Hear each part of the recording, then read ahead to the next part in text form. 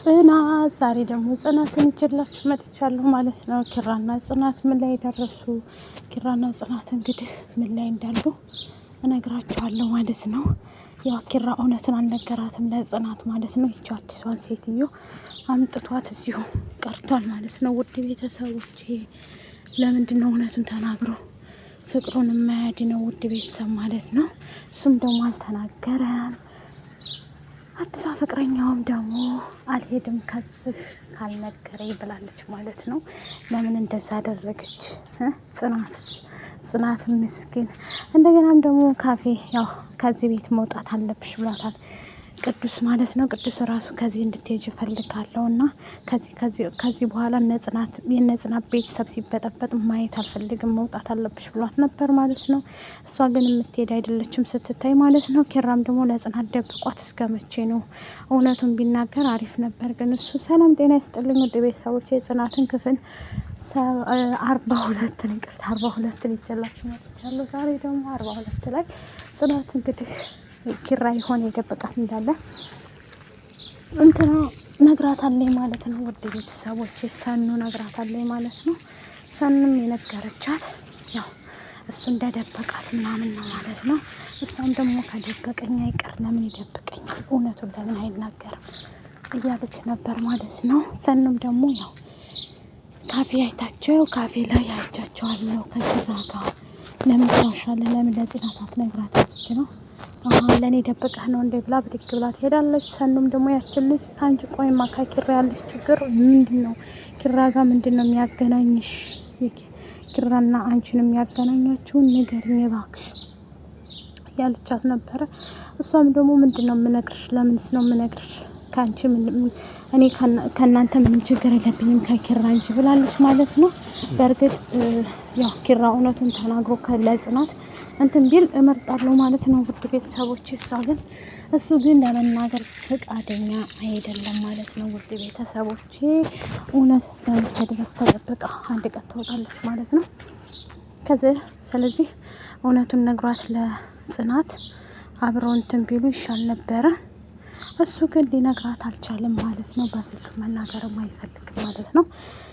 ጽናት እንግዲህ የተናደደ የሰኑ ቤት ክዳ ተኝታለች ማለት ነው። ክብሩና ሰኑም ደግሞ አንድ ላይ ሆነው ፍቅራቸውን እያጣጣሙ ይገኛሉ ማለት ነው በደስታ። እናንተ ልጆች ፍቅራቸው እንዴት ነው?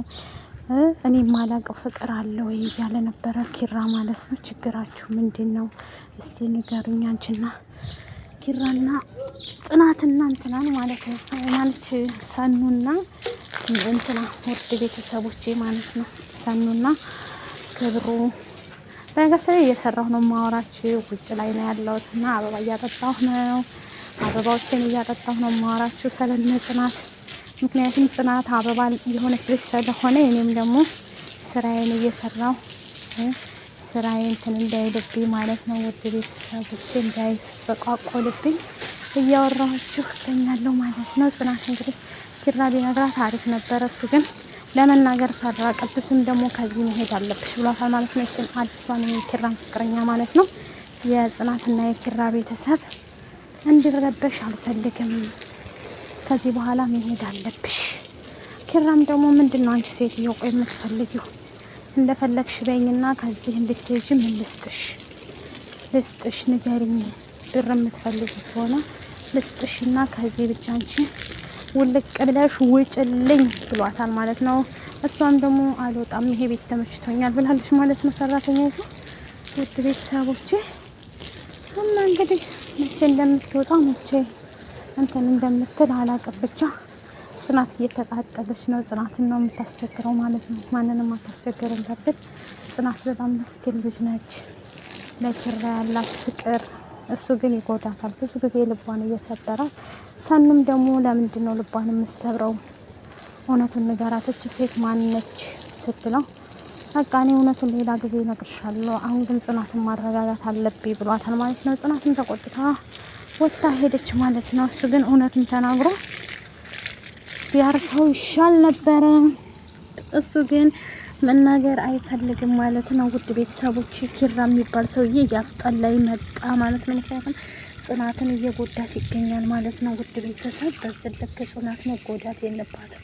ምክንያቱም ብዙ ነገሮችን ያሳለፈች ናት። አብሶ ከኪራ ጋር በኪራ በኩል በጣም ብዙ ነገርን አሳልፋለች። ኪራ ከዚህ በፊት ሰራተኛ በሆነችበት ሰዓት ላይ ብዙ ነገር እያረጋት ነበር ታስታወሳችሁ። እና እሱን አልፋ ብዙ ነገሮችን አልፋ አሁን ላይ ደግሞ ደስ በሚል ሁኔታ እየኖረች ነበረ ማለት ነው። ግን እሱ አይፈልግም። የሰው ልጅ ደግሞ ግዴታ ባልና ሚስቱ ናቸው። ስንኖሩ ከሚስቶቻችሁ መደበቅ የለባችሁ፣ እውነቱን መናገር ነው። አሁን እሱ ጽናት እንትን ትጎዳብኛለች ብሎ ይመስለኛል። የብስ እውነቱን ካልነገራት አዎ ትጎዳለች። ውሸት እየነገራት በእርግጥ አዎ 100% ትጎዳለች። ግን እውነቱን ነግሮ ሁሉ ነገር እንትን ግን አሪፍ ነበረ። እሱ ግን አይፈልግም እውነትን መናገር ማለት ነው። እና ምሩና ገና አሁን ደግሞ ሊጋቡ ነው። ውድ ቤተሰቦች ሰርጋቸው እየደረሰ ነው ማለት ነው። የናሆምና የእንትና ሰርግ የምሩ ሰርግ እየደረሰ ነው። ቤተሰብ ማለት ነው። ሰርግ እንበላለን እንግዲህ። ናሆሚ ቶሎ ብሎ ምሩ ሊያገባት ነው ማለት ነው። ሰርግ ማረግ አለብኝ እያለ እያንጎራጎረ ካለ ኪራ ደውሎ የት ነህ? ጽናት ጥላኝ ወጥታለች አለ ማለት ነው። ጽናትም ደግሞ ተናዳ ቤቱን ለቃለት ሰኑ ቤት ክዳለች ማለት ነው።